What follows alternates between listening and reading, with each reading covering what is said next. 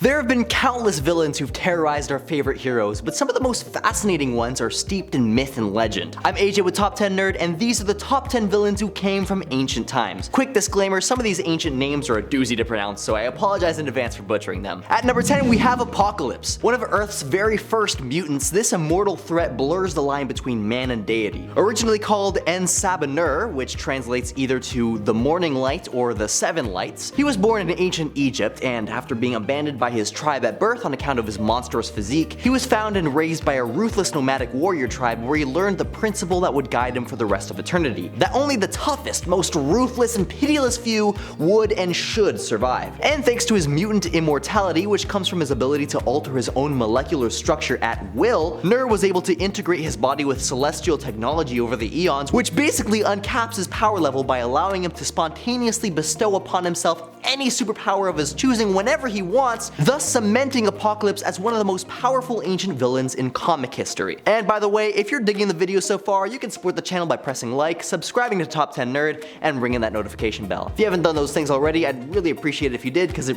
helps me out. Thanks guys. At number 9, we have Circe the Weaver. Immortal witch and longtime enemy of the Amazons of Paradise Island, Circe is probably best known mythologically speaking as she who transforms people into animal hybrids, which she calls her Ani-Men. Though she sports a wide variety of many other magical abilities, a lot of which we won't be getting into today as they're all pretty typical for magic wielders, but I will mention her chronokinetic ability, allowing her to freeze temporal reality and pull herself and others out of the moment, a supremely useful and powerful ability. Alright, so how does one go about acquiring mastery over this awesome magic?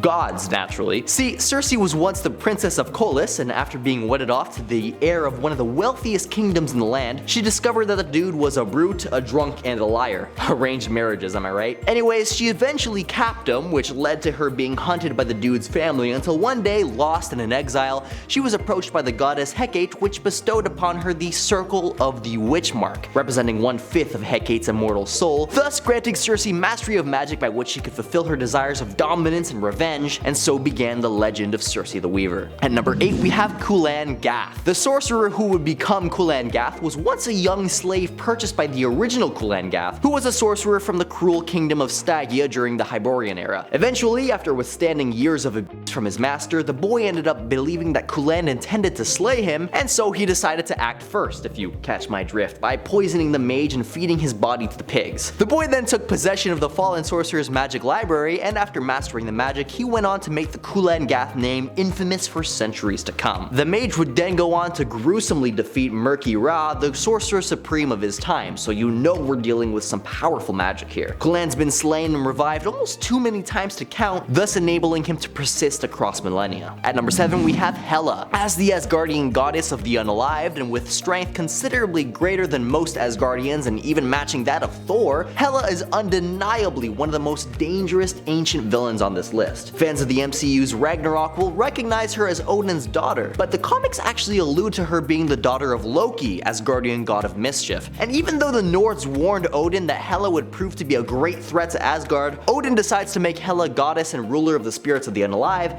as if that's gonna help him somehow. As Hela grew, she longed to bring more Asgardian souls under her control, especially that of Odin and Thor, and so she and her father Loki attempted to bring Ragnarok by eliminating Baldur and then attacking Asgard with a horde of monsters. That is, until their plan was thwarted by Odin after he used his power to revive Baldur. Guess that's why she decided to take out Odin first in the movie. At number 6, we have Mephisto. The origin story behind this primordial demon has been lost to time, as he's certainly older than any mortal who's ever existed. He's essentially every demon stereotype rolled into one, as he's the ruler of his own infernal dimension and often tries to get people to make soul bargains. As a matter of fact, it's thanks to these very deals that we're giving characters like Ghost Rider, the crew of the Flying Dutchman. Heck, he even directly instructed or inspired the wraths of terror brought on by the likes of Apocalypse and even Thanos. Marvel goes so far as to claim that it was Mephisto who disguised himself as a snake to get Adam and Eve kicked out of the Garden of Eden. So remember kids, if a demon is offering you a deal that sounds too good to be true, It's cause it is. But hey, at least you're usually getting something of equal value back for your soul.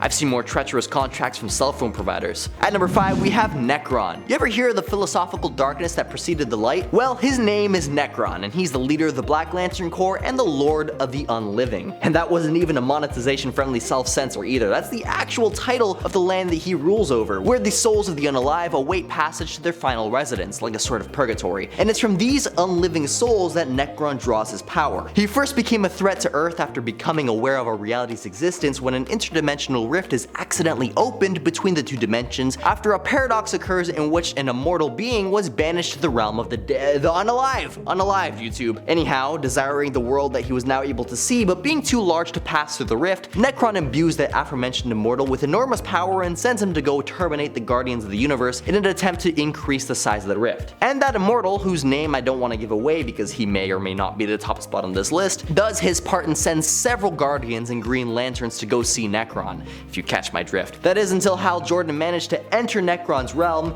inciting the spirits of the recently defeated Lanterns to rebel against Nekron, distracting him long enough for the Lanterns on the other side to seal up the rift, albeit with Hal trapped inside. Poor guy. At number 4, we have Shuma Gorath. Now you may recognize him as the dimension-hopping Gargantos from Multiverse of Madness, but make no mistake, that one-eyed monster in the movie is modeled after Shuma Gorath. They just couldn't use the name in the film because of legal reasons. Because everyone knows how much lawyers love to ruin everything we love for the money. Oh, I'm sorry. You want to call this fictional one-eyed tentacle monster a particular name?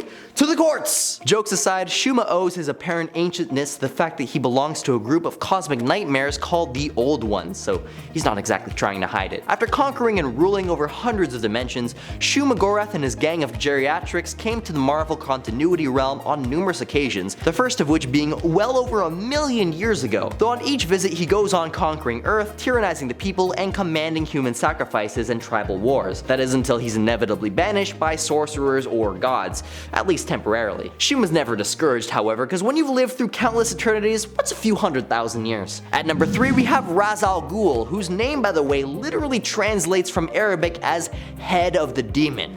Just badass. The first mention of Ra's al Ghul in recorded history comes from the Crusades back in 1285. And if that's not ancient enough for you, too bad, deal with it, man. Even way back then, Ra's was so feared that the people of his time gave his name the Voldemort treatment, never so much as uttering his name, as he was rumored to be a creature unbound by even death itself, with the power to crush entire civilizations in the palm of his hand. Unbeknownst to the populace at the time, he owed much of his claim to fame to the League of Assassins, which he founded, who were so good at doing their job unnoticed that all of their nefarious accomplishments were accredited singularity to the Ghul, or at least that's how it was in the beginning. Ra and his gang have been able to survive all these centuries thanks to bathing regularly in supernatural Lazarus pits, which grants Ghul immorality, heals his injuries, even flushes out your pores.